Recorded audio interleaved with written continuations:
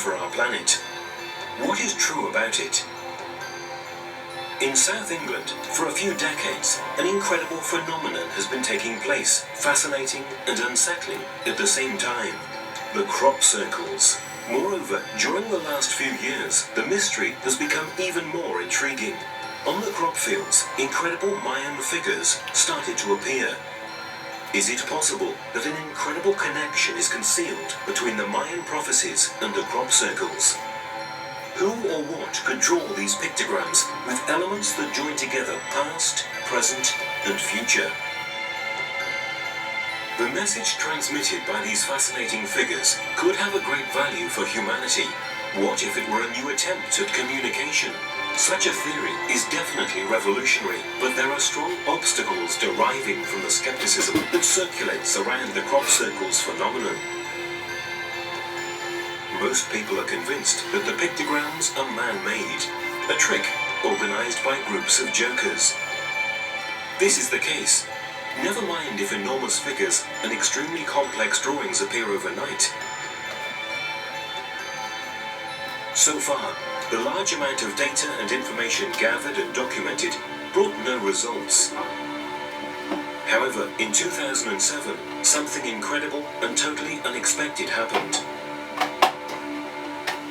An event that shook the scientific approach to the phenomenon, strongly rebounding the theory that it is not a human work, but rather a form of communication made by non-terrestrial intelligence. Is it possible that an alien civilization is trying to talk to us? During the night of the 6th and 7th of July 2007, a researcher named Winston Keach placed a series of cameras on the hill above the East Field near Silbury Hill, an area in the south of England which has always been popular for the crop circle phenomenon. Other researchers joined Mr. Keach. Gary King, a lawyer, very keen on this phenomenon, and his girlfriend Paula. And at about 1:30 a.m. we went along to Knapp Hill. Arriving there, we met up with the cameraman that I'd met earlier in the day in the cafe, and he had a set of cameras with him on top of the hill, and he explained to me that he had some more cameras set up in his vehicle which he'd pulled through and parked on the hill overlooking Eastfield as well. When I got there, he told me that the two cameras that were in the car were infrared and visible light capabilities and very sensitive. Also, the cameras he had were on the hill with him was a still camera which had a long exposure, an image enhancing device, and also another very light sensitive camera. He showed us a scan of the field with the image enhancer, and we could see clearly at that time, about 1:35, that there were no formations in the field of Eastfield or the surrounding fields next to them. We sat there then until about 3 o'clock just chatting and talking, and then just after 3 there was a big white flash of light that completely encompassed the landscape. That reminded Wynne that he needed to go down to his vehicle and change the tapes over, so he went down to the vehicle, changed the tapes and came back. And we sat there then just talking for about 20 minutes further, and then just as some light creeped in, just as some clouds must have moved away, there was a very imperceptible shadow that we could see on Eastfield. So I asked Wynne to look through his camera on the hill. He opened the viewfinder and looked through it, and then said to us, "You better get up and look at this." And it was at that point, which was about 3:45 in the morning, that we discovered there was a very significant formation in Eastfield. He carried on filming, and we waited for the light to come up some more, took pictures and danced around. We were very elated, and we waited until the light came up a little more, and then Paul and I drove down to the end of the field while Wynne continued filming, and he filmed us as being the first person that walked into the formation at about 4:30. On later analysis of the footage that was taken in the car, there were two cameras running constantly all night from about 11 o'clock until 5 o'clock. So it completely covers the field. If any light would have been in that field, it would have been detected. And we've got cars and vehicles driving past at various times that are all logged, and the times of them are logged. So we know that the tapes are running for that period of time. There's about 16 hours of footage in total.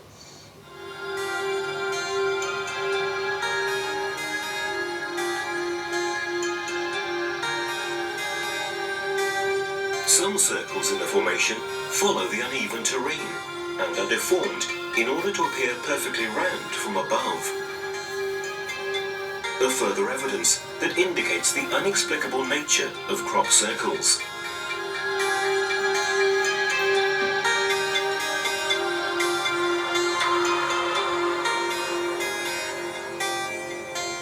Nobody could have been doing this formation.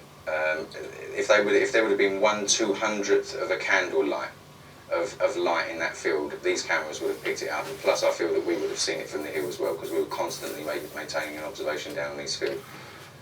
Quite apart from the logistical aspect of making the formation like this, the complexity, the size of the formation, the fact that the circles are ovals so that they look circular from the air. However, there is more to be surprised about. When they watched the recorded tapes, Gary King and the others realized that the cameras had caught the beam of light that reminded Wynne to change the tape. When we analysed those tapes, we found that the first visible signs of the formation through the lenses of those cameras was actually at 3:20 a.m. and that the light flash that was picked up on the end of the first tape registered for 3.5 milliseconds as an EM pulse, which is very similar to a bolt of lightning. And it was 7 minutes after that, at 3:20, that first signs of the formation were picked up by the cameras in the car.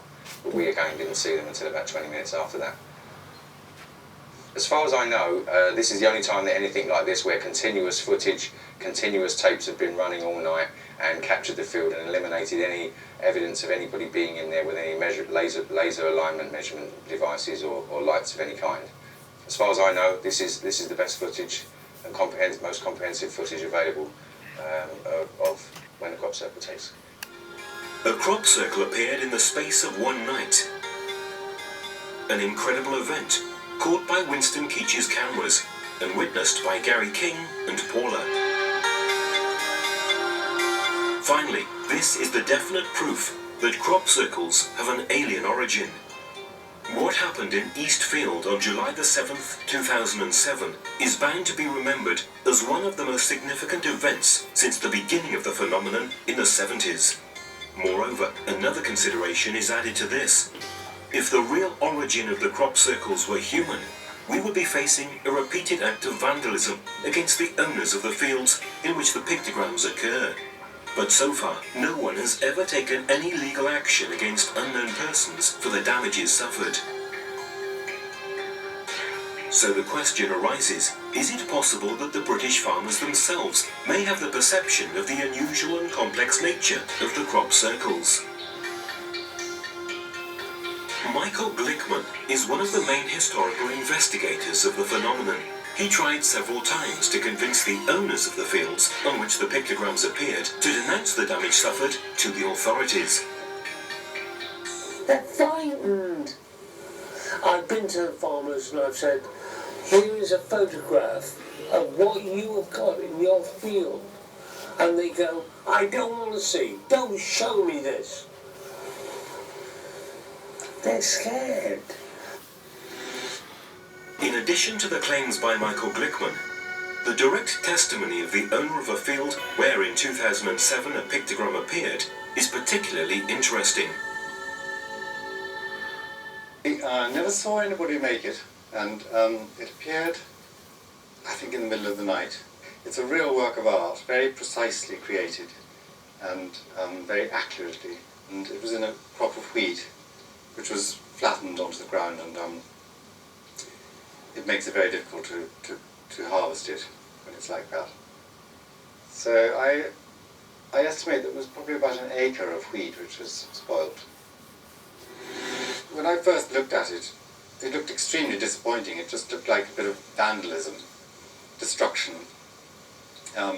My first reaction was to prevent anybody from coming to see it, because I thought they would do a lot more damage by walking into the field and traipsing about in my crop. But a few people arrived and they were very persuasive, and so I allowed them to come in and have a look around. And they were all very nice people. I think the most interesting thing about the crop circle was the people who came to see it, actually. We had some extraordinary people, and they were all convinced that there was some outside power from outer space coming to create this thing. And it wasn't until we saw the photographs taken from the air that we realised what a beautiful thing it was. No, never forget. Luckily we've got lots of pictures.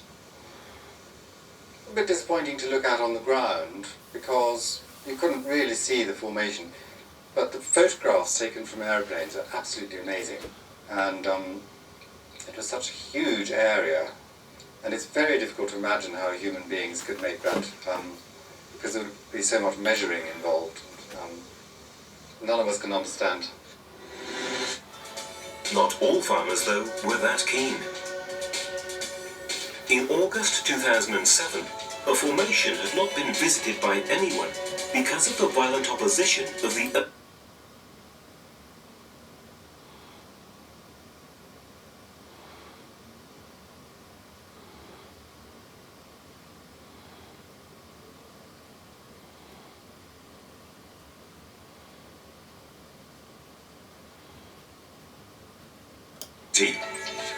The simplest questions have not yet found an answer.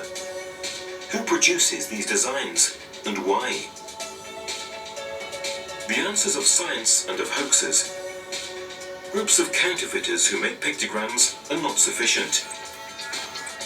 Too often, the most spectacular formations have appeared over one single night, maybe even in bad weather, such as the famous one of Milk Hill in 2001. The greatest pictogram ever appeared until then, consisting of 409 circles, occupying an area of 90,000 square meters. Such events give even more credit to the theory of the non-human origin of the crop circles. A phenomenon that could really be the manifestation of a project concerning the entire human race. Charles Mallet, researcher for many years and owner of the Silent Circle Cafe, the most important meeting and information point for the scholars of this phenomenon, has no doubt about it. For me, I'm personally 100% sure that elements of